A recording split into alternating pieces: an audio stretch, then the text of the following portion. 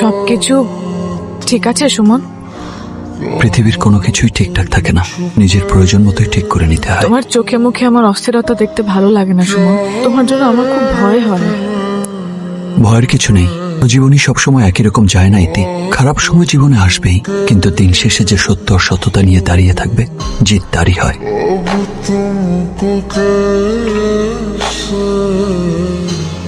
কি হয়েছে তোমার? আমার জীবনের হার জিত সব তুমি সুমন। আমাকে ছেড়ে কখনো যেও না, বিশ্বাস করো। আমি মরে যাব।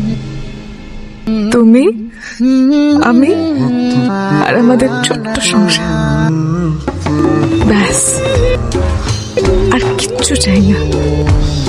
এক জীবনে শুধু এটুকু দিও প্রিয়তম।